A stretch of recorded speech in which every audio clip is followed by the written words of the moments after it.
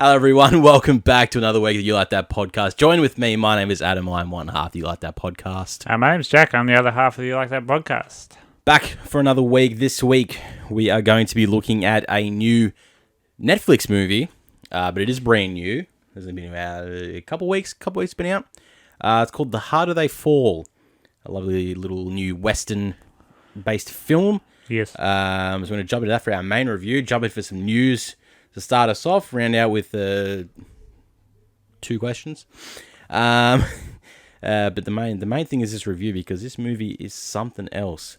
But before we kick into the news, I wanted to quickly wish a lovely happy birthday to our main girl, Chelsea. Happy birthday, Chelsea. Happy birthday. We love you on the show. Congrats on being born. Congrats on being born. That's awesome. Hopefully you have a great day and our podcast can make you laugh a little bit. Sorry it was on a Monday. That's fucking rough. Mine's on a Tuesday next year, and I'm just like, oh.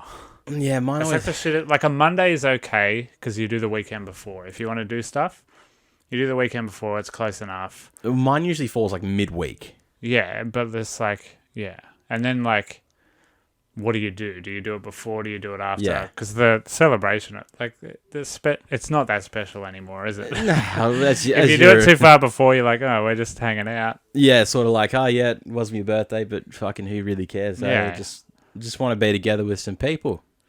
So birthdays mean fuck all anymore these days. You get old enough and it's like, Who gives a shit? it's just another bonus day, isn't it? I'm still gonna go to work. Bonus level, still gotta go to work and do all that. Imagine working shit. for one of those companies where you like get it off and they send you a card and stuff. Imagine that. Imagine a company that respects their staff. Imagine liking where you work. What's that like? You know, we might find that in a certain multiverse. All right, let's jump into some news for the week. Nicolas Cage signing on to play Dracula, an upcoming Renfield movie of Dracula and some other people that someone else got announced for that movie that I completely fucking forget. Yeah, it was someone. It was someone, but Nick Cage. Nicholas Hoult, I think. Was it Nicholas Hoult? Maybe. I don't fucking. I'm gonna look it up. You keep talking. All I remember was Nick Cage came out for this when I was just like, fucking Nick Cage has been going around and doing the biz, doing the. He did Pig. Everyone's loving Pig. Yeah. He kind of said, I want to stay away from Hollywood movies and just do sort of, really into it, small indie passion projects. And to be fair, the movies that he's done have been fucking killing it. Yeah. So, Nick Cage is a Dracula. Pig was getting some hella reviews. Boy, I couldn't have been further off. It was Aquafina. Nicholas Hoult, Aquafina. Yeah, fucking same, but different. You know how it is. But Nick Cage, he's got that old school Dracula look to him. If I'm gonna say anything. Yeah, I can definitely see him being Dracula. Yeah, like you could see him as like a '60s type Dracula. Yeah, I'm sure he'll ham it up and overact, and it'll be fucking brilliant. Probably more than likely. But I like Nicolas Cage. I'm not one of those people who's like, Nicolas Cage. He's got good movies. He's got his charm.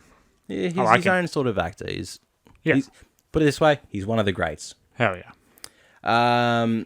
We've also got a report came out that a Game of Thrones prequel was scrapped. Yeah. After they spent $30 million on the pilot episode. Yeah, fuck, that doesn't feel good. How do you justify that? You don't. How do you go to the board and go, hey, we did everything, it's done, here's the episode, and they're like, nah. Yeah, no. None of those people will ever work again. Did you see the budget that we spent? And they're like, yeah, it was a lot. So you guys are all fucking sacked. Yeah. Man, we've all made some bad purchases in our lives, but that's a big. I know, but $30 million. That's a hefty one. That's like 17 Lee Whannell movies. Yeah, and now like it shows these days like that Lord of the Rings show that's coming out. It's like $10 million an episode or something. It's going to be 10 episodes. So it's just unheard of money, like what they're spending now, and it's a gamble. You don't know if it's going to be good or not. Well, I mean, that's probably why it's been a couple of years in production for that Lord of the Rings one. Apparently it's still being filmed. Yeah. There's a Matt Smith Game of Thrones one coming out too. Yeah, there's the House of the Dragon. Yep, that one got a teaser trailer, so we know that exists, actually happening. Yeah. That one is happening and probably is still spending $30 million an episode. Yeah, but definitely. Yeah, got a Game of Thrones, huh? So now, what else we had? Kevin Feige confirmed today that Charlie Cox will be playing Matthew Murdock, aka Daredevil, in the upcoming MCU movies that he may feature in. All right, Cool. So good to know that That's good news. they're not recasting. Yeah, It's that's good always news. perfect from these TV series that fucking killed it. Yeah. John Berenthal came out and he was like, yeah, I'll go back to it if it makes sense for me to go back to it. Like, you can't just steamroll us in. Yeah. Which I think is a pretty good reason. And It's a great I think reason. they can do that. I think they can fit him in somewhere. Kingpin's going to be in Hawkeye tonight or something, whenever Hawkeye comes Yeah, out. I haven't started watching it yet. I'm not going to. I don't give a shit. But I'll look at the screenshots of Kingpin. Yeah, just do the screenshots and you'll probably piece together what that series Like, is hell yeah. putting together. Yeah, I can figure it out. Yeah. Not that hard. Shooting arrows. That's what he does. Yeah, Jeremy Renner doing arrow things and then Haley Steinfeld doing arrow things and a dog. Lucky the dog. It's a good show. That's it. Sounds That's like the show. That's excited me. But yeah, Yep. Charlie Cox was fantastic in Daredevil. Daredevil was clearly the best Netflix show. Yeah, see, I haven't gone through and let alone even started most of the Netflix shows. Consistently good. I started Punisher. I was loving it. I started Daredevil. I was loving it. I just never finished them. The first season of Jessica Jones is the best one, but the second season is so bad. Like, you forget that it even exists. Yeah, I heard that one on a bit of a slog. Oh, jeez. But Daredevil stayed consistent, and Charlie Cox is the best part of it. So, yeah, hell yeah. I'm in. Yeah, looks good. I'm about it. That's good. Probably definitely in Spider-Man. Yeah, probably will get Almost there. certainly. Speaking of Spider-Man, Spider-Man Across the Spider-Verse Part 1. We got our first teaser trailer. The upcoming Spider-Verse Was it a animated trailer? movie. It was a teaser trailer of sorts. I thought it was just photos. I didn't watch it. It didn't show too much. Basically, it was more or less just Miles in his room and Spider-Gwen comes around. It's just like, yeah, let's go do some shit. And he's like, I'm grounded. And she's like, but is Spider-Man grounded? And then they start swinging through the multiverse. Sweet. We see him fighting with Spider-Man 2099. Yep. Who Oscar Isaac is coming back to voice. Yep. Which would be great. Yep. That's about all we got through it. Just sort of going through a bunch of portals, a bunch of different animation techniques used. Yep. Just to show, hey, it's coming. October next year. Yeah, that's a while away. It's a while away, so it didn't give us too much. But we know it's there. And they instantly hit us with a part 1 in the name. Yeah, that's cool. So that's pretty cool to see. Part 1 and 2. I wouldn't be surprised if White's coming out in October is because part 2 will come out not too long afterwards. Yeah, they're working on it. I feel like they're They're double working it up. on it at the same time. Yeah. That came out. So then they can drop that and then let's say 6 months later drop this next part. Yeah. Should be cool. I'm about that. I am very much about it as well. We also got some new character posters for No Way Home of the 3 not villains. very good, are they? Not They're weird posters. They're a strange one, but I kind of like them. I like the Green Goblin one the most. It's very Power Rangers-y. Yeah, I'm all about that. I'm so about that. Alfred Molina, like, it came out that he was all de-aged, and then he just looks like a fat old man. Yeah, well, It's like, what's going on with that? yeah, there's that as well. But we did also get a panel, a villain panel that got done for some. Yeah, they all sat together. That was Spanish cute. convention. Yeah, Molina, Willem Dafoe, and Jamie Foxx were all together talking about the movie. Reese fans and Thomas Hayden Church didn't get invited, I guess. Yeah, no. They didn't have enough chairs. No, they're just like, there's too many people. Still to put not on one confirmed screen. that it even is Thomas Hayden Church. It might just be a Big Sam thing, just with a boomy voice. Yeah, Like, we that's don't know true. that it's actually him. Because we've only seen just like a massive. I mean, no great sample. loss because Spider-Man 3. Nobody's pining for Spider-Man 3, are they? Yeah, pretty much. But yeah, Yeah, they talked about yeah, coming back to the role Spider-Man. after so long, 17 years for Molina and 20 odd years for Willem Dafoe. They're like, it's just all it took was the pitch of the script to go, this is how you're going to be brought back into it. And they're all on board. They were happier being able to move around in their costumes a lot more. Because they're like, it's come a long way since Willem's then. just like, for the first one, I stood there for 8 hours while they took sections of my body to make this suit. And this one, they did a 3D scan and then came back to me with the suit fully Chucked it made. on, yeah. And he's like, it's fucking great. But he did also confirm the sort of the upgrades that the Goblin suit will be having. Yeah. We finally saw hooded him in full with that very strange screenshot. It's a very strange screenshot smile that... It's very clearly mid-word. Like yeah. he's clearly saying a word and it's paused. Yeah, it's obviously a little chat. It's not very flattering. Because he turns on the pumpkin bomb and then throws it. So obviously there's a bit of communication there between him and Peter. Yeah. And you go, but then all the thumbnails and stuff, he's just pulling this weird fucking it's the Willem greatest Dafoe thing ever. face. It's so Willem Dafoe. And you're like, extremely funny. I'm all for this. Just a bunch of Willem being like, it makes him the Goblin, man. Yeah, but it's cool. Jamie Foxx is very happy. He seems a lot happier in this now. Yeah, this week is a total write-off. Like, who gives a fuck about this week? Because next week's Spider-Man. 100%. I want to physically ail myself. It's actually great that you're gonna have to endure the new Resident Evil movie. I don't have to do anything. I'm not watching it. No, we've got a DVD of it. Don't worry. The PO box came through. I love that for us. Thank you, PO box. I didn't want to go to the movies to watch it, but fuck me. I would never pay but it rent. needs to be if you done. paid money for that movie, I'd never pay rent again. I'd be like, you deserve this. Yeah, that's very true. That's fair enough. That's fair enough.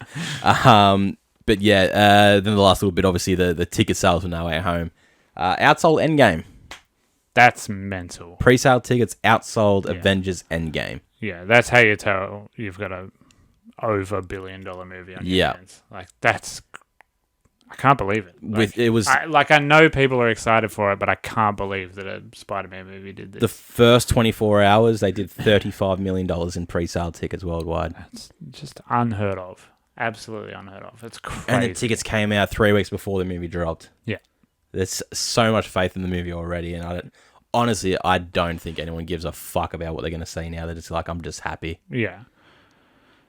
It's crazy. Like, I know it's post-COVID. I know it's like, it's not even the first big movie post-COVID, because we've had Shang-Chi, Eternals, fucking what else? Dunk. We've had Halloween Kills. We've had No Time to... Like, this is not the first big movie. No. But people are treating it as if this is the first time they're leaving their house. Yeah, this is the movie to see. It's crazy. Like I'm planning to go and see it with Jessica and Alyssa. And it's just like, I don't think we're going to be able to sit together. Like, if we want to go first weekend, we're just going to have to sit throughout the theater somewhere. No, you're going to be pretty okay. The midnight screenings have been fully fucked. Yeah. I can't do that anyway. Physically, I can't do a midnight screening slog. of a 3-hour movie again. We did it for Endgame. I somehow did it for Endgame. I've got 10 a.m. tickets, and they were pretty well still available buying them. Yeah. And I know a lot of the sessions are still pretty well. I think that's the one good thing about Australia. We're not fuckwits when it comes to the cinema. Yeah. So while over in America, everyone's all fucking climbing over each other and scalping tickets for $2,500 a pop. Yeah, I've never understood that. Like, theirs like completely fucking went. So I don't know if their cinemas are like 12 seats in a cinema or what. Because it seems like there wasn't a lot of fucking tickets. And for somewhere that has fucking well over 600 cinemas across the state. I'm excited to be off my phone for a few days. Yeah, it's good. Well, apparently the early reviewers aren't getting a full movie. Yeah, they only got 40 minutes. Yeah, they're getting something very, very cut, and the embargo drops 3 days before the full release. Yeah. So they don't get a full movie. It's not reviewers I'm worried about. Yeah. Yeah. Oh, England gets it 2 days before. America gets it 1 day before. We get it then. No, well, we get it before the States. Oh, do we? Yeah, okay, they get the 17th, we get the 16th. Yeah, okay. Oh, yeah, we're ahead in time, aren't we? Boy, it's only 10 days away. It's only 10 days away. It's going to be a fucking big It'll be a bit longer for me because work. But it's all right. Thanks, work. I'll probably see it 4 times before you see it. Yeah, I'll see it a couple of times. Oh, my God. But yeah, it's extremely soon. Yep. Cool that it's making money. It's fucking great. Yeah, that's the news for the week. Tobey Maguire's in it.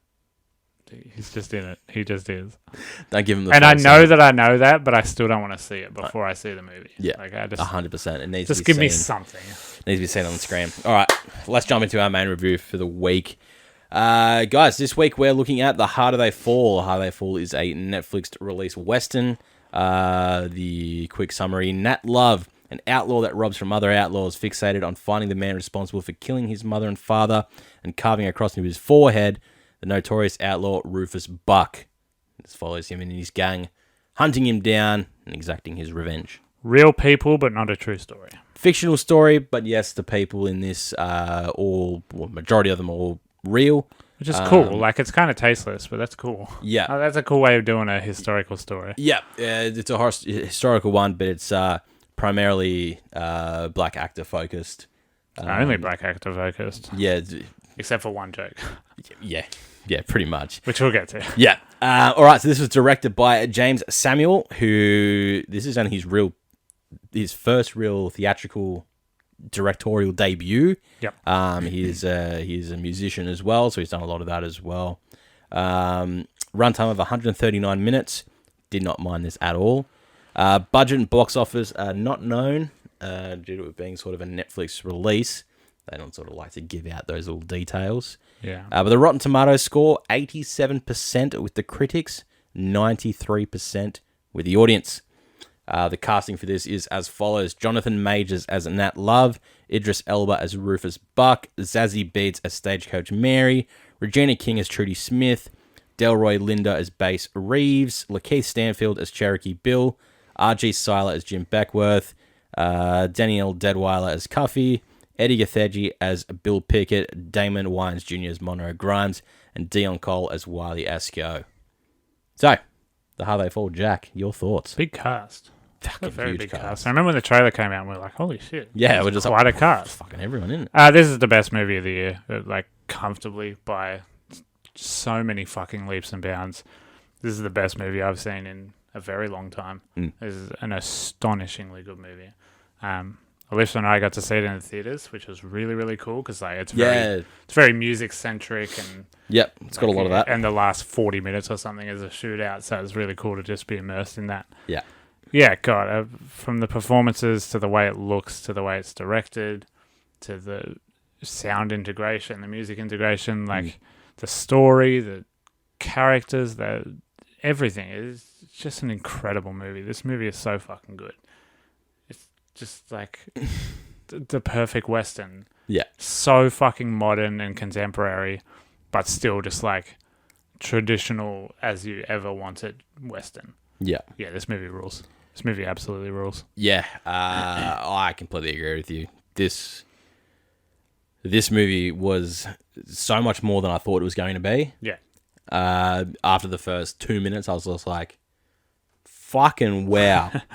This is really going for it now, isn't it? There's no fat, I don't think. No. I already want to rewatch this movie again. Yeah. It is just... It's just, as you say, it's a perfect Western in a modern day. It's just cool. It's cool. Really cool. Every actor in this is perfect. Yeah. As the character that they play. Yeah. And it's just astonishing just how fucking like in depth they are with their characters. And being of, like a Western time that, primarily happened around the 1600s, 1700s and such.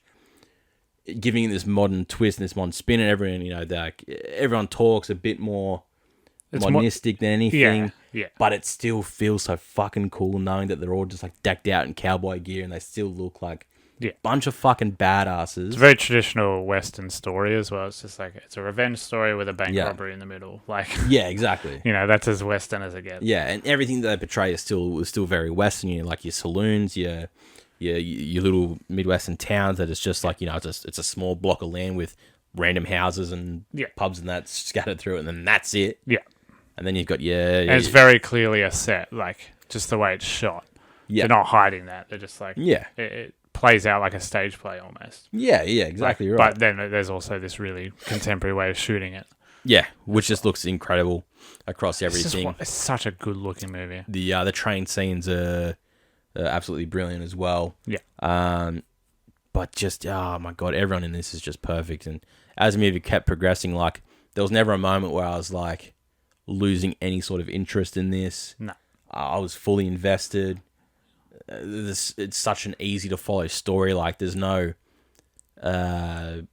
real like throw off or any sort of throwaway to lead you somewhere else. It's just straight to the point. It doesn't bother with any of that. No, it just goes, this is what's happening. Yeah. And then we're going to get to that end point. You're going to be like, yes, swear that was an easy path to follow. And there's like jokes and storylines set up that all get a payoff at the end. Like R.J. Seiler's character gets a payoff at the end that maybe he wasn't looking for. But, just like there's the overarching theme of who's the fastest shot. Yeah. And R.J. Seiler believes it's him. The whole movie believes it's him. Cuffy comes along. She's just like, yeah, by the way, it's me. but then Lakeith Stanfield's character thinks it's him as well, and he's like, no, it's me. Yeah. And then you don't know who it is until the very end. Yeah. And even that, it's just like so many good payoffs. Yeah, there is so many good payoffs. So we'll jump in and just talk more in depth with the story. So if you all don't want any spoilers on this, it's not, integral that. I mean, there's a twist by the end of it.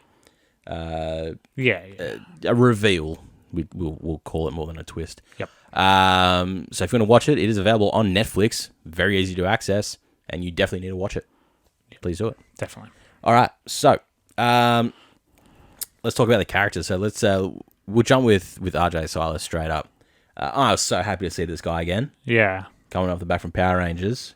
A couple of things he did after that, obviously, but if he doesn't get cast as Miles Morales, they're doing something. So I know he's a bit too old, but just like he just looks exactly like him. I think he can fit it, and he's got that cocksure energy.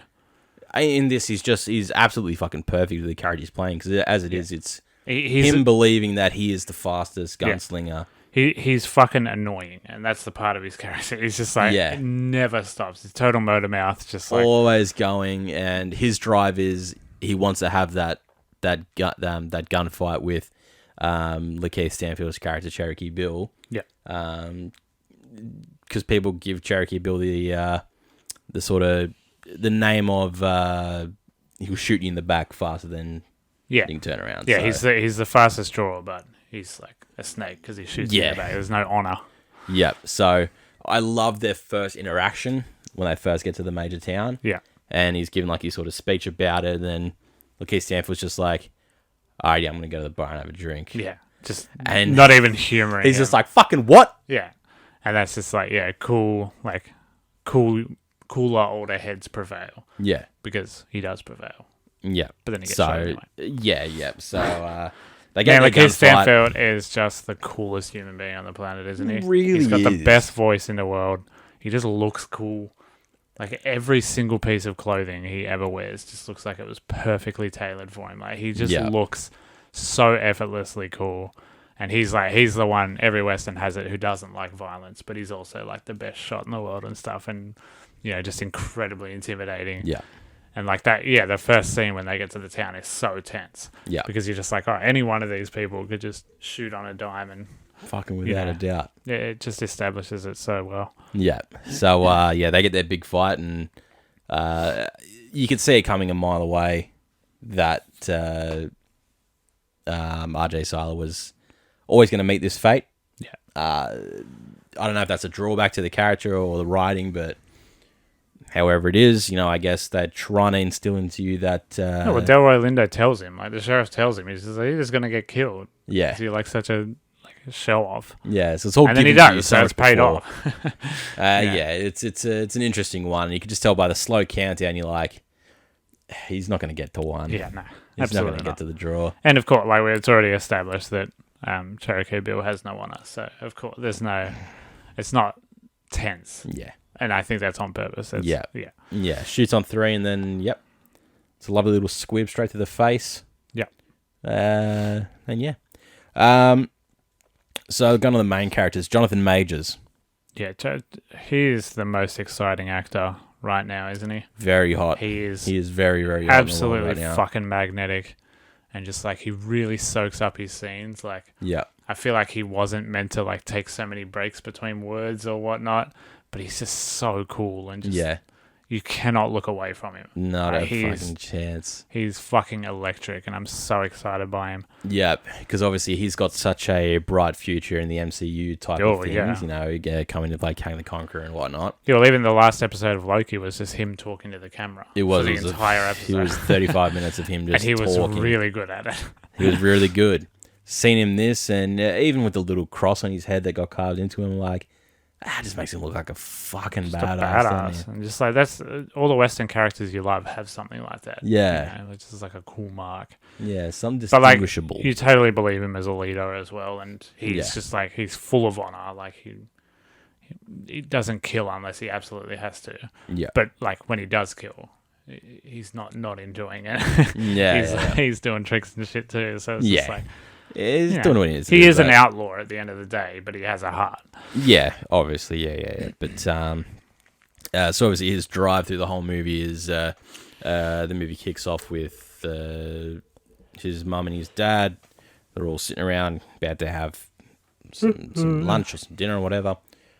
A couple of outlaws break in and end up shooting his mum and his dad, carving the cross into his head. We then later learn that character is Idris Elba's character, Rufus Buck. Yep. Who was the enemy big bad, one of the biggest outlaws around the town, I guess. Yeah, super powerful. Super powerful. Everyone knows him. His gang, but he has been captured. Yeah, he was in prison. Then you have the big train standoff type thing there. His gang come in to rescue him and get him out. The train is called the C.A. Bozeman. Yes, nice in memory of Chadwick Boseman. But yeah, that train scene's fucking great. Like, really talk about cool. tension, and then just like cool. They have that conversation through the wall, and there's a nice split screen effect. Yeah, and you just think they're gonna get away without any casualties, and then you see the influence that Buck has. Yeah, he's just like everyone but this guy, and then just like chaos kicks off, and it's just it's cool really... slow motion, like cool song. Oh mate. Yeah, it's like straight out of a music video, but it rocks. Yeah, it just looks so cool, and it looks so clean and crisp. Like the best thing about this movie is like it's all light. Yes. There's nothing about this movie is dark. No, it's perfectly. You can see everything so perfectly. Yeah. They go all out with their blood though. Is one big thing here. They love a good squib. Good practical elements. They love exploding a couple blood bags. Cherokee Bill's fucking femoral artery, whatever it is, that like looks squirting, so great. And it just like it hangs on him for a little bit longer for a few extra squirts. It's very funny. Yeah, it's a good death. Fucking love it. But yeah, what was I gonna say? Yeah, I like it. Rufus Buck is just like the most intimidating guy in the world, like the scariest outlaw, and he's in like prison pajamas for a lot of it.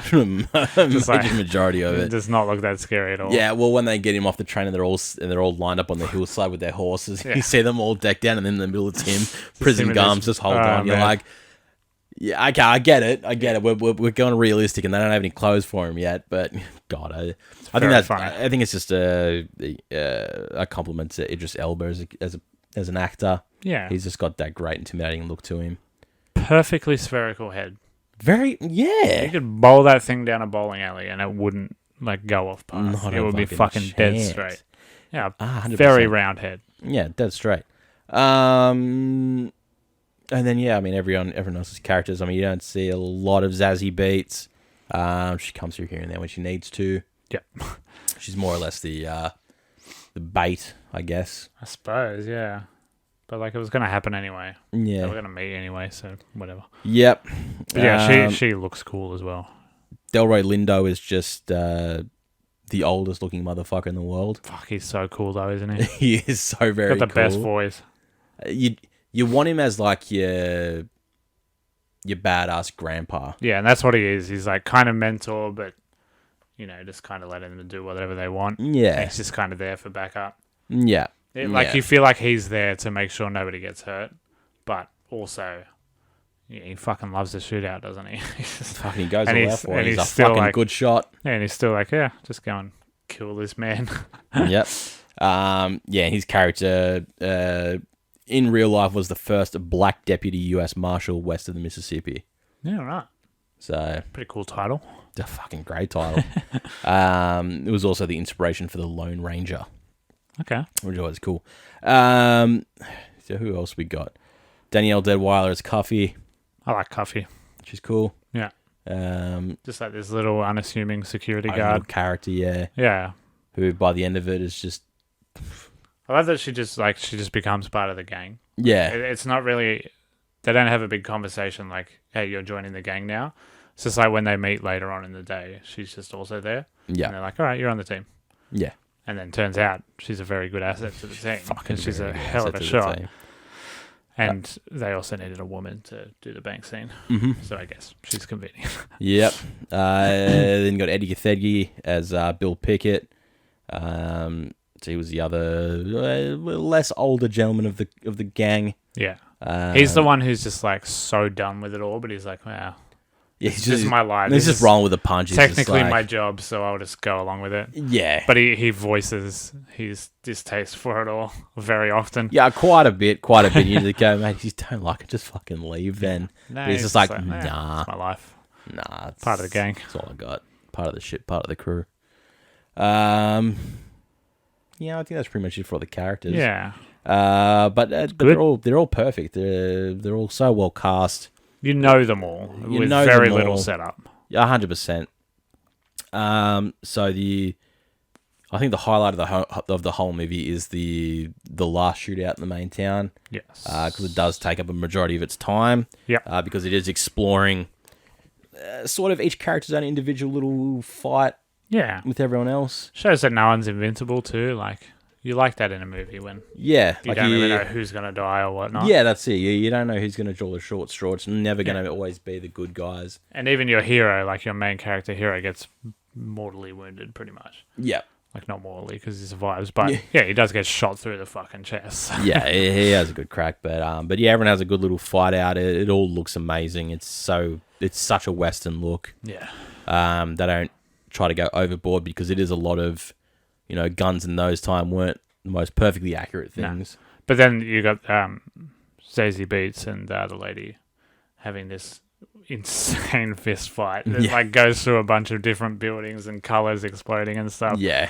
So the shootout is over the top, and then you have that fight, which is just so far beyond the over the top. Yeah. It's so sick. Yep. But it is very cool. So I guess the main come around by the end of the movie is the showdown between Nat Love and Rufus Buck. Yep. Rufus Buck basically pretty much given up because essentially he reveals to Nat that the reason he killed his father and his mother is because that was Rufus Buck's father. Yep. And he abandoned him. Killed his wife. Yep. Who was his mum. Fucked off. Changed his name to Love. Became a priest. Became a priest. Wedded another woman. Had another son. So technically brothers. Yeah, his whole thing was his ultimate revenge was bringing Nat into the world of outlawry. Yeah. Outlaw stuff. Breaking the law, yeah. Breaking the law, basically, and it felt like his purpose was fulfilled. And what was it saying? Exact your revenge. Yep. Kill me. That's what has to come to. Yeah. He does. He obliges. Unfortunately, he is the brother of Rufus Buck. He is in term a buck, but yeah, but he still makes his purpose was to turn Nat Love into an outlaw. Yeah. And even still, he just tells him to rob a bank, and he just does. Like, he still has him like that much under the thumb. Yeah. And that just shows what a powerful villain he is, pretty much. He can just do that. He can just do that if he fucking well wishes to. And he does. That's it. I think that's about it. You got anything else to add? Well, you got the best joke in movie history of all time. Is the Nat Love. He doesn't rob banks. Famously doesn't rob banks. But he has to rob a bank, so he's like, all right, we're going to rob a white bank. And they go to the white town, and everything is white. Yeah. Like, everything is just white. Yeah. Like that, the entire set of all the buildings and stuff is just all painted bright white. All the signs are white with white writing. It's so fucking funny. It's like the best reveal comedically. Yeah. And then, like, even the way he robs the bank, there's just no conflict at all. And he just sweet talks the manager like he's buying a car or something. Just literally talks him into giving the money over. It's just so fucking funny.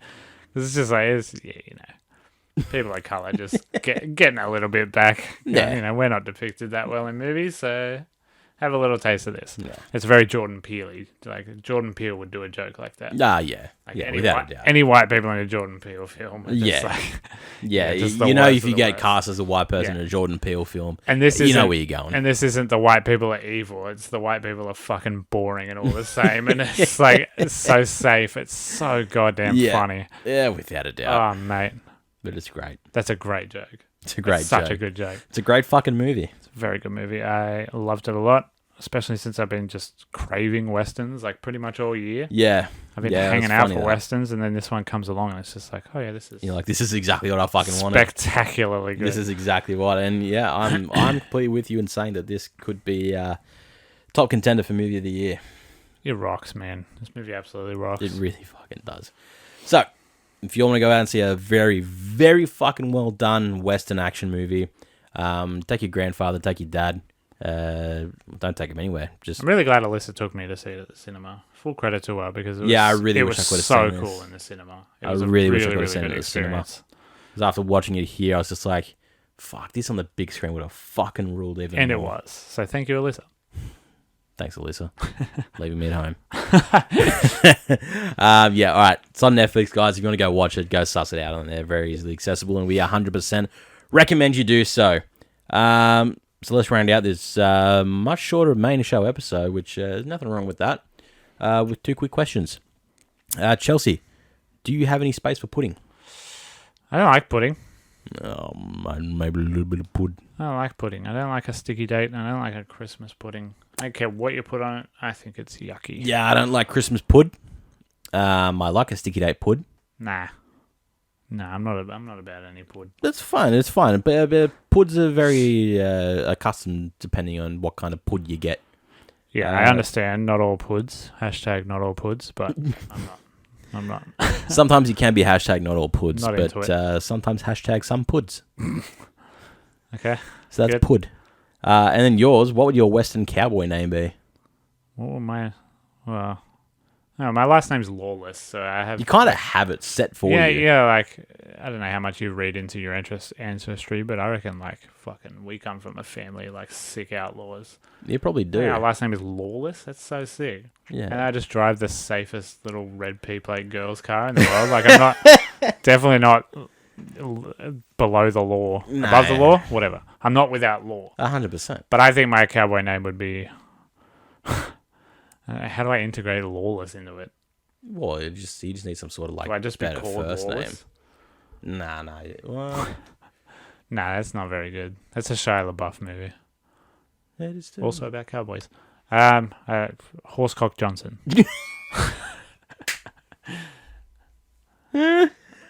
Oh, fucking hell. Doesn't have Lawless in it, but it has a nice ring to it. I'm going to know exactly when Jessica and or Alyssa listen to this because my name in the group chat will immediately be Horsecock Johnson. Oh, my God. I kind of like Horsecock Johnson. That sounds good to say. Yeah. I don't know what mine would be. I got such a shit name to begin with. It could be beard related, I guess. What would Dusty you say? beard.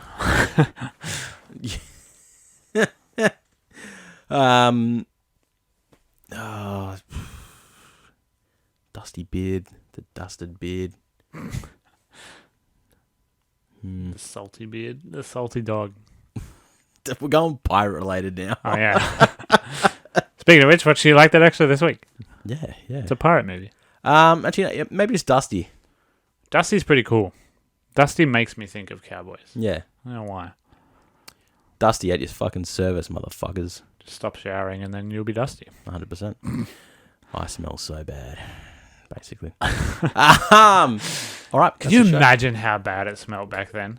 Like before showers, before plumbing. It's crazy. Everyone would have stand before like toothbrushes. Yeah, like toothbrushes. But personal hygiene wasn't a thing back then, was it? Yeah, well, dressing well was. You wouldn't want to fuck it up because the doctors weren't anything special. Yeah, they just rub cocaine on it. Yeah, you doc, I've got a headache, and then they smack you in the head with a hammer. Yeah, you go, all right, you're cured. Like, all right, have a lobotomy. Fucking sure, you'll be right. God, it would have smelled like just the air would have smelled so bad back then. Just because, yes, it wasn't heavily populated, but just people in a group like that, all smelling that bad. It would have stank, man. Yeah, but I feel like, it's a bit like herd immunity. Everyone movies don't... Yeah, nobody would have noticed. It would have been like, this is how it is. Nobody points that out in Western movies. They walk into a place and go, ooh. Yeah, and then someone just came along and went, here's some running water. Yeah. And here's a bar of some sort of... chemical. Mashed up chemical. Yes. We're going to call it soap. And they were like, the fuck is a soap? For some reason, it will feature heavily in Fight Club. Exactly right. In 1999. And then we'll never know the rest of it. All right. That's a show. Done. Anyway, yeah, that's the show. Horsecock Johnson. If you're all here for the first time watching us on YouTube, make sure you subscribe to the channel. Like the video. It's always appreciated. On audio, just chuck up a screen if you're listening to the show. We'll always repost, and we love seeing where you listen to us. Links to us everywhere is down below in our description. We're available everywhere on the internet. You can't escape us. We are inevitable. We need a merch. There's a Redbubble store link as well. Yep. Mind you, there is also a second show that we do, and it's located entirely on this channel. Yeah, you don't have to go anywhere else. Not a single place else. Where you are now is where you'll find the extra episode. It's called You Like That Extra. We do a midweek review of a more accessible movie, something a bit older, something y'all might have seen. And it's just a review. There's no questions on yours. It is just a review. Ultimately, you'll get the choice. You'll get the choice of choosing which one it is. There's generally a theme based around it. Last week we did Wreck. Wreck. In the theme of found footage pioneer movies. Next week is standout roles, actors who are known. Cast, perfectly cast role, which will be Pirates of the Caribbean, Captain Curse Jack of the Black Pearl, Sparrow, our boy Johnny Depp. We're fans. We like Johnny Depp. Big fans of the Depp. So we'll talk more about him. Very good to talk about that one.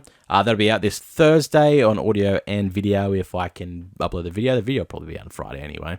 Yeah, it'll be around. This main show comes out on every Sunday and Tuesday for audios. Yes.